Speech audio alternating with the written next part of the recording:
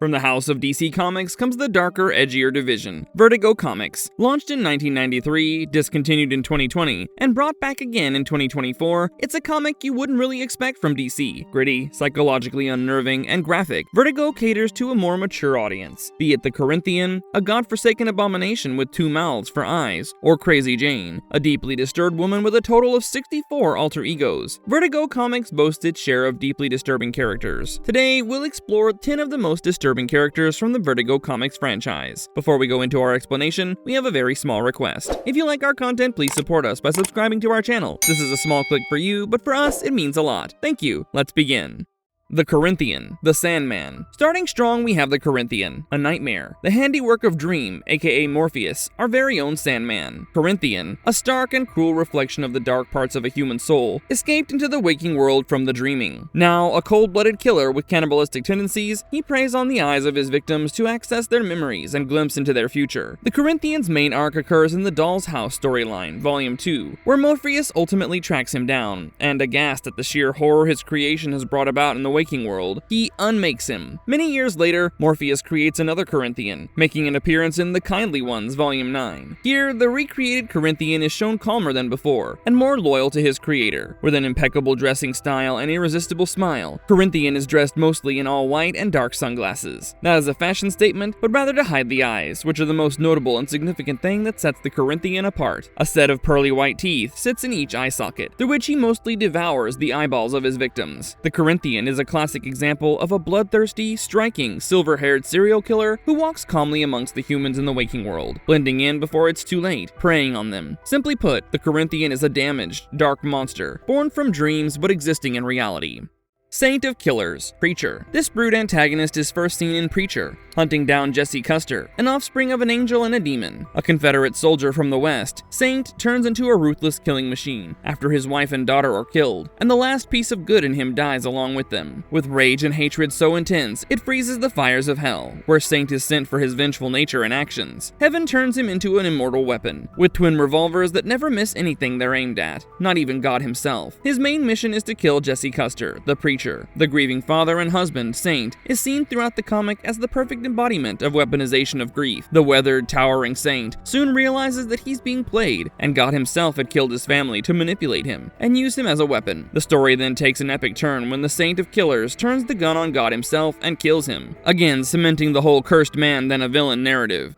Papa Midnight, Hellblazer. Next is Papa Midnight, who was born in the 18th century as Maou Laveau and was later considered the greatest occult practitioner, with great control over necromancy and sorcery. Papa Midnight, the immortal and morally complex character, first made an appearance in Hellblazer in 1988, as both a friend and foe to Constantine. We learn more about his backstory, wherein, after the tragic execution of the only member of his family, his sister, he turns to the occult and is cursed with immortality. Papa Midnight is also one of the few Hellblazer comics that made it to the main DC universe. The comic reveals 2 sides of Papa Midnight's appearance. One, dressed sharply in tailored suits over his stocky frame, and the other, him donning a grass skirt and a white jacket as he performs his rituals and casts spells. The duality of Papa Midnight's character isn't just limited to his appearance, but also to his nature. His cold, calculated moves depict his control, yet beneath it lies a lack of control in terms of the loss of his sister and the curse. Additionally, smooth-talking and articulate, he's ready to support Constantine when it's profitable for him, but won't shy away from vicariously screwing him. Although the character may not be disturbing in a very graphic way, it's the eerily cold and psychologically twisted way Midnight navigates the supernatural elements of New York, along with building his crime lord business empire.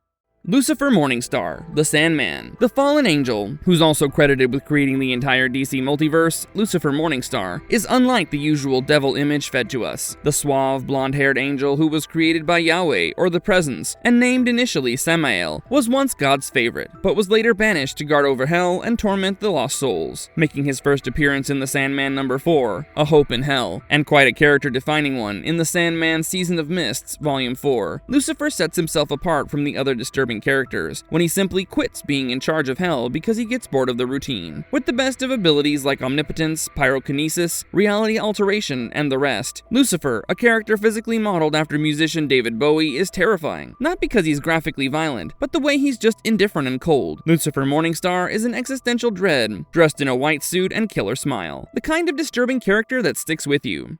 Nergal, Hellblazer. Then comes the Babylonian god turned demon Nergal, a bald, red-skinned, muscular humanoid with claws, fangs, and deathly yellow eyes. A nemesis of Constantine, Nergal was initially a god of war but was later banished to Hell, making his first appearance in the Hellblazer number 6, 1988, and subsequent appearances in other issues. Nergal is shown to have a weirdly unsettling obsession with Constantine, having once infected him with his own demon blood, wanting to see him get defeated yet admiring his will to take him on. Like most demons, apart from the basic abilities like immortality and shapeshifting, Nergal possesses mechanokinesis, which makes him unique from the other disturbing villains, wherein he can manipulate machines, famously depicted in Hellblazer number 205, where he fuels a car that has no gasoline. With his greatest weapon, his tongue, Nergal is shown as a shrewd, calculated, crafty character who believes more in slow destruction than gore and violence. Being able to adopt multiple forms, as and how it suits his needs, he is depicted sometimes with the remnants of wings, an ode to his life as an angel before being thrown down to hell, then sometimes as a mixture of different creatures, fused to create a grotesque monster-like form that's nothing short of nightmare fuel.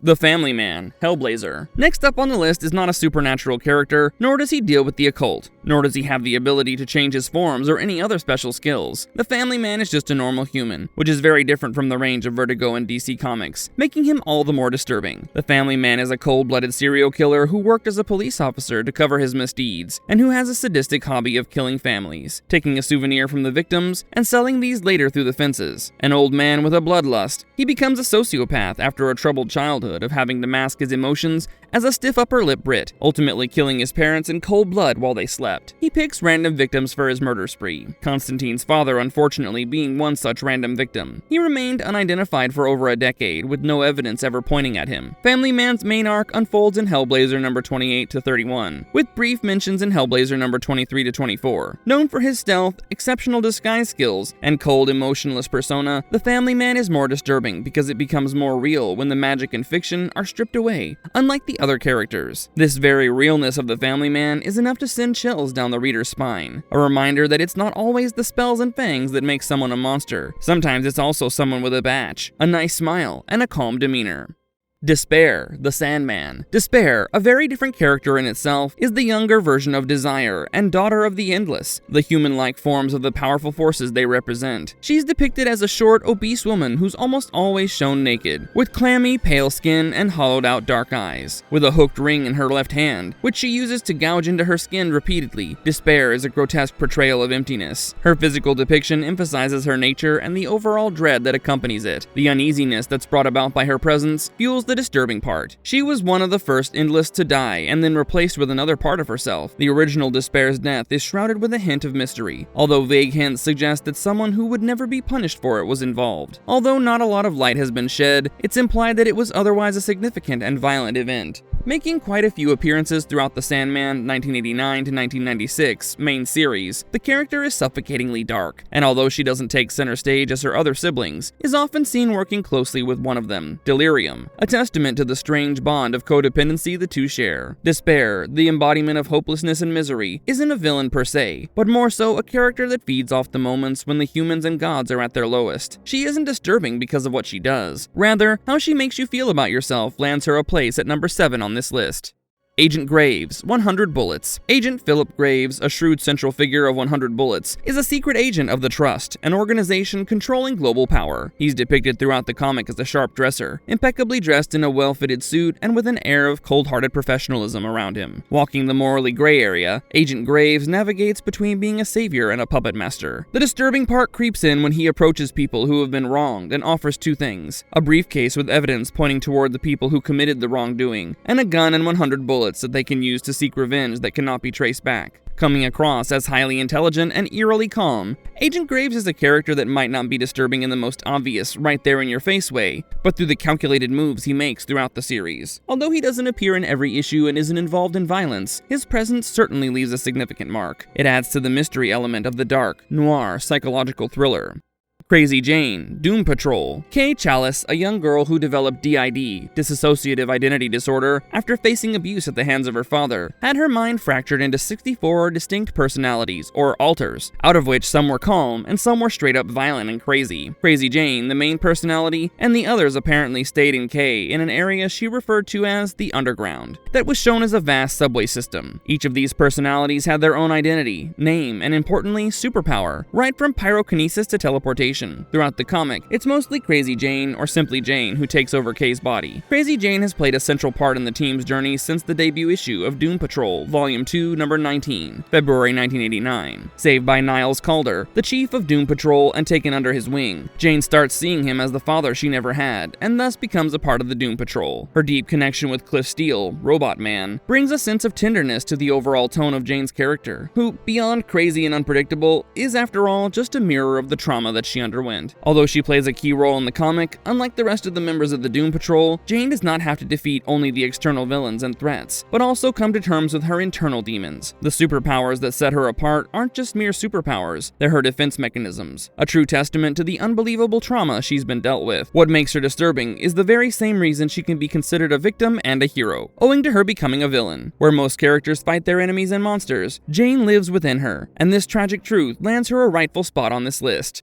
First of the Fallen, Hellblazer. Not to be confused with Lucifer, the First of the Fallen, aka Satan, debuted in Dangerous Habits storyline issue number 42, June 1991, but later conflicted with Neil Gaiman's Lucifer and Sandman and had to follow a different storyline. Instead, the formidable character focused more on it being the first to be created in the universe and the first to be banished to hell, owing to its name. Depicted as a tall, pale man donning a cape with pointed sleeves, giving the appearance of the devil's horns, the First of the Fallen becomes obsessed with seeking vengeance from Constantine, who outwits all three lords of hell. The disturbing part comes in when readers come to terms with his rather petty and spiteful nature, which is not just about a vendetta for him, but more of an ego battle. He also targets Constantine's loved ones and friends to get back at Constantine, where Constantine uses his wits to defeat his foes. For First of the Fallen, it's all about pomp and show. Unlike other characters, First of the Fallen is the true depiction of the worst parts of humanity, consolidated together, like the desire to control, inability to let go, and sadistic happiness derived from inflicting pain on others. His position on number 10 as an insidious and disturbing character fits quite well.